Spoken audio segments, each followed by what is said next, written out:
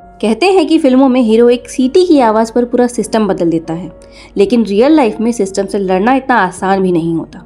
बचपन से हम सब ने बॉलीवुड की फिल्में देखी हैं। जब भी सिस्टम से परेशान लोगों की कहानी आती थी, एक ना एक दिन कोई सिंघम सीन में एंट्री लेता था और कुछ ही मिनट में पूरा सिस्टम हिला देता था। फिल्म खत्म होती थी और हम तालियां बजाते थे और सोचते थे कि काश असल जिंदगी में भी ऐसे ऑफिसर्स होते।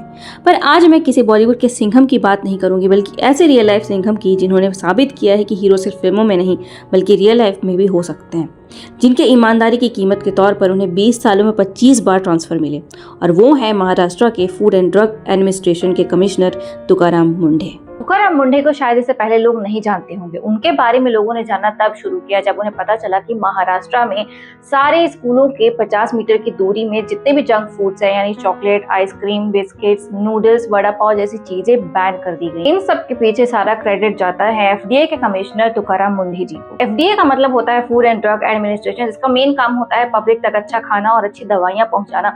अगर पब्लिक हेल्थ के साथ कोई स्कैम होता है तो उस पर लीगल एक्शन भी एफडीए ले सकती है। समझना है कि हम हमारे बच्चों को एक अच्छा बैलेंस डाइट कल्चर डेवलप करना है और उसका इम्पैक्ट उनके लाइफ पे होना है। तो इसकी वजह से हम सेफ फूड, सेफ ह्यूमंस और सेफ चिल्ड्रन अचीव कर पाएंगे। फिलहाल महाराष्ट्र के बड़े बड़े रेस्टोरेंट और होटल के मालिकों में सिर्फ एक ही खौफ है कि कहीं उनके होटलों पर छापा न पड़ जाए, उनका लाइसेंस रद्द न हो जाए।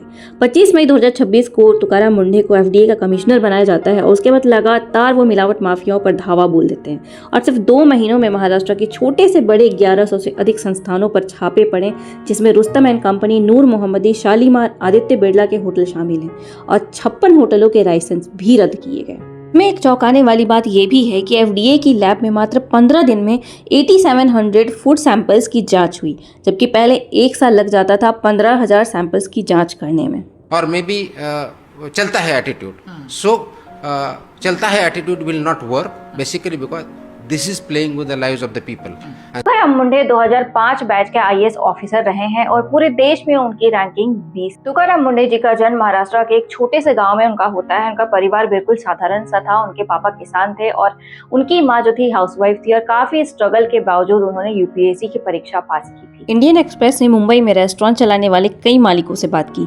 उनका कहना है कि चाहे कितनी भी सावधानी बरती जाए, लेकिन जब मुंढे आते हैं तो कोई ना कोई गलती पकड़ लेते हैं और कार्रवाई हो जाती है। और इसी से नाराज होकर कई होटल के मालिक हाईकोर्ट जाकर उनके खिलाफ याचिका दायर कर देते हैं।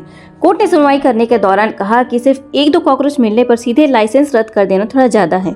आप लोग सिर्फ प्राइवेट होटलों पर ही डंडा क्यों चला रहे हैं? अगर आप इतने ही सख्त हैं तो जाइए मंत्रालय, सरकारी दफ्तर और कोर्ट की कैंटीन में भी छापा मारिए और रिपोर्ट कीजिए।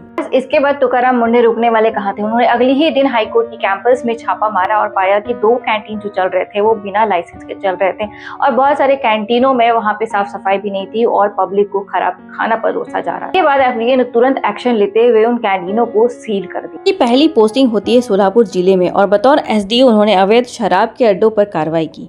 इतना ही नहीं बल्कि कई अवैध बालू माफियाओं के खिलाफ कार्रवाई की और कई पॉलिटिशियन के इलीगल होटल और बार्स बंद करवाए, जिसके बाद नतीजा ये हुआ कि उन पर जान से मारने की धमकियां मिलने लगी और एज रिवॉर्ड उनको मिल जाती है दूसरा ट्रांसफर।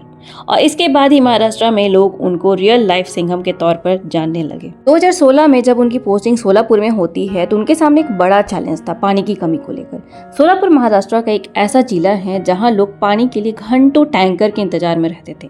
उनको इस तरह से परेशानी में देखकर तुकाराम मुंढे ने वाटर कंजर्वेशन के कड़े नियम बनाए और जल युक्त शिवार अभियान जैसी योजना लागू की, क्योंकि उनका मानना था कि पानी की समस्या को टैंकर भेजकर सॉल्व नहीं किया जा सकता है।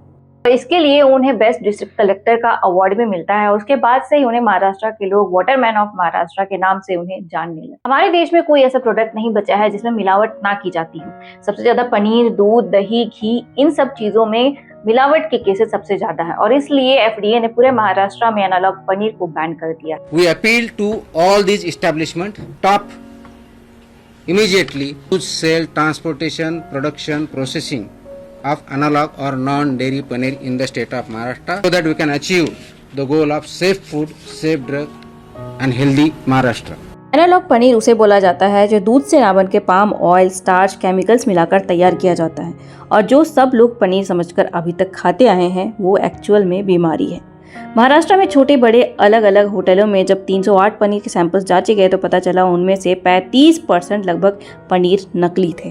Because there is a issue, analog पनीर का एक इशू जो है that is about, and there is a issue of health concerns by consumption of it, because it is made up of non dairy products, and the test results of last 1 year during the 2025-26 ये साल में उनकी total हमने जो sample ली थी उसमें से लगभग 35.4% जो सैंपल्स है उसमें अनसेफ है, सबस्टैंडर्ड पाया गया है। हम सबको पता है गुटखा और पान मसाला हेल्थ के लिए कितना खराब है और कैंसर जैसी बीमारियों का भी जड़ है, पर देश में हर जगह खुलेआम इसकी बिक्री होती है और सब कुछ मालूम होते हुए भी इस पर बैन नहीं लगता। महाराष्ट्र में भले ही इस पर बैन लगाया गया है, लेकिन सवाल ये है कि पूरे देश में बैन क्यों नहीं लग सकता। ASSAI एक्ट के तहत सेक्शन 30 के अंदर प्रोहिबिटेड आइटम्स है, जैसे कि गुटखा पान मसाला, इसमें एक आइटम्स है प्रोहिबिटेड है। इसका मतलब ये होता है कि ये प्रोडक्ट, फूड प्रोडक्ट जो है प्रोहिबिटेड, वो महाराष्ट्र में मैन्युफैक्चर नहीं हो सकता है, ट्रांसपोर्ट नहीं हो सकता है, स्टोर नहीं हो सकता है, सेल नहीं हो सकता है। हमारे बॉलीवुड के एक्टर्स गुटखा और पान मसाला को इस तरह प्रमोट करते हैं जैसे ये बीमारियां नहीं बल्कि बीमारी का इलाज हो, पर चलो कम से कम किसी ऑफिसर ने इस पर बात तो की।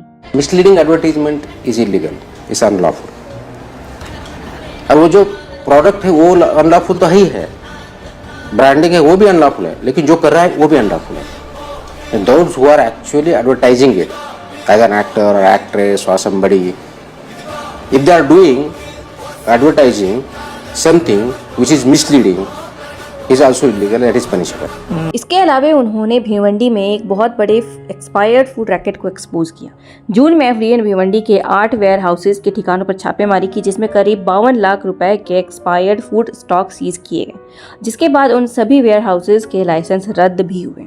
Other sort of a racket thing going on, expired food again rerouted in the market. For example, in Bhiwandi, and some of the major names are there, so we have acted against them. So the expired food was there, it is to be disposed of, there is a process for that. It was shown on the paper it is disposed of, but actually it was rerouted in the market and again sold, which is expired food. We people are eating it. So that's horrible. Food companies जो भी product expire हो जाते थे उनको सीधे destroy ना करके उन्हें अनऑथराइज्ड एजेंसीज या वेयर हाउसेज के जरिए दोबारा मार्केट में बेचती थी। ये एजेंसीज प्रोडक्ट पर नकली लेबल और मैन्युफैक्चरिंग स्टिकर लगाकर दोबारा मार्केट में कम दाम पर बेचा जाता था। और शॉकिंग बात ये थी कि इन वेयर हाउसेज में अमेजॉन के वेयर हाउसेज भी शामिल थे। इन सब बातों को समझने के बाद ऐसा नहीं लगता कि करप्शन को हम सबने कितना नॉर्मलाइज कर दिया। मतलब जितने भी पब्लिक ऑफिसर्स या मिनिस्टर्स हैं उनका तो यही काम था ना कि पब्लिक वेलफेयर के लिए काम कर। आखिर तुकाराम मुंढे जैसे अधिकारियों की कहानी इतनी यूनिक क्यों हो जाती? अगर देश का हर डिपार्टमेंट अपना काम ऐसे ही कर रहा होता तो शायद हमें तुकाराम मुंढे जी की कहानी कोई एक्स्ट्रा ऑर्डिनरी नहीं लग रही हो। यूनिक तो वो बात होनी चाहिए थी कि किसी को रिश्वत लेते पकड़ा गया, उसे कड़ी से कड़ी सजा मिली, पर भारत में शायद ऐसा शायद ही कभी पॉसिबल भी हो सकता है। ईमानदारी अगर खबर बन जाए तो समझिए समस्या ईमानदार इंसान में नहीं, सिस्टम में है। जय हिंद।